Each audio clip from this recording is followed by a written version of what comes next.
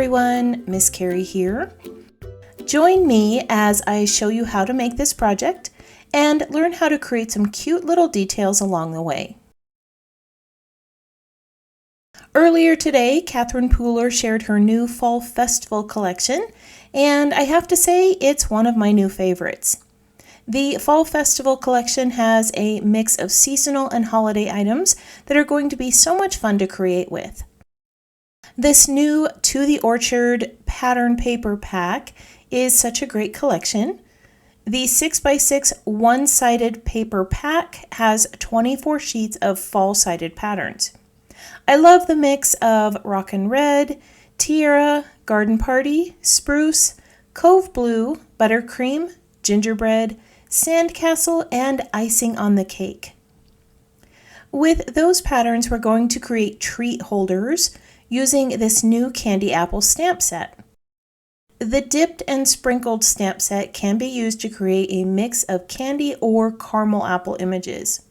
This collection has a few layered images, apple slice pieces, sprinkles, bows, and some sentiments. A matching die set for the dipped and sprinkled stamp set is also available. I'm not quite ready for Halloween yet. In fact, the kids around here just started school, so I'm going to be sticking to a fall theme as I create the treat holders. If you're in a spooky mood, this Goblin Grins stamp set and die collection can be used to add some faces to the candy apples. You can embellish the apples with these images and create Halloween treats using the sentiments on the stamp set. In the description below, I'll add links to the new Fall Festival collection from Catherine Pooler. I will also include a list of the supplies I'm using and a link to my website with the cutting and folding instructions for these treat holders. All right, let's get started with the project. I'm going to start by stamping all the images that we need for the project. I've already stamped the outline with the icing on the cake ink, and now I'm adding the stick portion of the image using whipped honey. We'll need 2 of these for the treat holder, so I'll stamp another one real quick. For the candy coating and apple, there are 2 sets of stamps. These larger candy layers have matching dies, so you can layer them over the top. You can see that there are some curves at the top of each of these acrylic stamps. They are different from each other. I had to match them up before I could start stamping. The smaller pieces are designed to be the top of the apple, and they will sit right here on the outline image. Rockin' Red is a great color for apples, and it matches the paper pack. I wanted my treat holders to have a warmer feel, so I'll be using Cranberry Fizz instead. I'm going to stamp this directly onto that candy apple outline here, and then I'll bring in a green for the top of the second apple. Garden Party is a good color for bright Granny Smith apples, but again, I want this to be a little warmer, so I'm going to use Sage Green. Feel free to use any green, red, or yellow inks in your collection for the tops of the apple. The candy portion of the apples can be stamped directly onto that outline, or you can add some dimension by stamping them separately and cutting out the pieces with the dies. I'm going to use Sana for the caramel, or caramel, however you say it. We say caramel apples, but recently I heard someone say caramel apple, so I'm not quite sure which one is correct or if it's a regional thing. My second apple is going to have a chocolate coating. I'm using gingerbread to stamp that image. If you were going to do some spookier themed candy apples, you could bring in some purple, yellow, or orange inks. I'll show you another set of apples at the end of this video so that you can see some color variations. I'm going to bring in the die set and cut out the pieces. Feel free to add embellishments with the stamps in the Dipped and Sprinkles collection. There are some sprinkle images, some crunchy bits, and a swirl. As you can see, I stamped that here on my paper to cut it with the die, but I realized that the stamp is designed to go directly on the apple. So I'm just going to use that die to cut out some white to layer over the chocolate apple. I'm going to run this through my Spellbinders machine real quick, and then we can assemble the treat holder. For each treat holder, you're going to need a 3 1/4 inch by 8 inch base. I chose craft cardstock because it has a nice rustic fall feel and it matches the pattern papers I selected. These are cut at 3 inches by 3 inches. The paper collection has 24 sheets of 6 by 6 pattern paper, so you should be able to get 48 treat holders from one pack of paper. I also have all the candy apple pieces for the project and a 2 1/4 inch circle. If you plan to add a sentiment, you will need some cardstock as well. The size for the sentiment will vary based on the stamp that you use. To create the treat holder, we're going to need to score this piece of craft paper. I'm placing the longer side at the top of my paper trimmer, and I'm going to use the bone folder to score at a 1/2 inch, 3 3/4,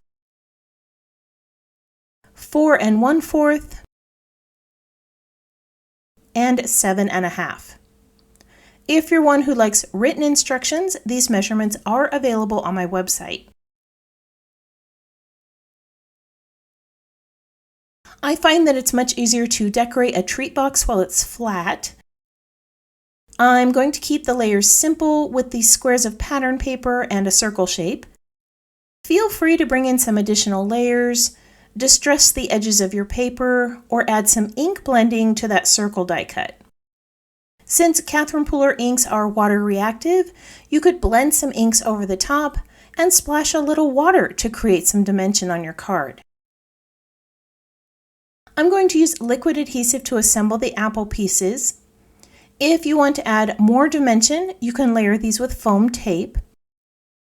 The colors I chose are designed to match that pattern paper, but feel free to use whatever you want on these apple pieces. Remember, you can also stamp those images directly onto the background image. Stamping the images together on the outline will create a seamless design, unlike that die cut that has a white edge around it. To give these a little more dimension, I'm going to add details with a gel pen. This is a simple way to add some highlights to a die cut image. If you're creating some spooky images, you could also add a little shimmer with a luster brush. I'm going to set these 2 apples in the center of the circle and give them a little dimension with foam tape. Once all those layers are in place, I can add the folds to the treat holder.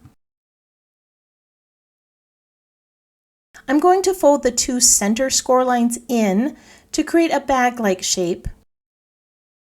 The top flaps will fold out. I am burnishing each fold with my bone folder so that the edges are nice and crisp. The sentiment was heat embossed onto a piece of cardstock. I'm going to sit it right here at the base of the treat holder. This one says, "Who's sweeter than you?" After you add your treats, simply punch some holes at the top for ribbon or twine, or you can staple it closed. Here is the completed treat holder that we created today. I tied a little ribbon here at the top to hold it closed. These fit the fun size candies, a bag of treats, a cookie, or some bags of tea. I always enjoy sharing more ideas with you, so I created a second treat holder with some brighter colors. I used a blue pattern from the To the Orchard collection. The Granny Smiths were stamped in Garden Party green. I used Sangria for the purple and Tiara for the yellow. That little bow was stamped with It's a Girl pink and Sparkling Berry. The sentiment was stamped in Cove Blue. It says, "I'd fall for you every time." I think that spider is perfect for this phrase. I created that adorable little creature with the stamp and die in the Goblins and Grin collection. There you are, 2 simple ways to make some fall treat holders for your upcoming events. These fun little designs were simple to make and can be altered to fit just about any occasion. You can stick with the rugged fall theme and hand them out at some fall festivals or give them as a classroom treat. Or you can make them a bit spooky and hand them out at Halloween. Don't forget to head on over to the Catherine Pooler site and check out all the new fall festival items. I will be creating more projects with this collection in the coming weeks during my live crafty coffee hour. A link to those lives can be found in the description below. I want to thank you for joining me today. I hope this project inspired you to try something new. If you have any questions about this project or the supplies I used, feel free to leave those in the comments below. I hope you have a wonderful week, and I can't wait to see what you create.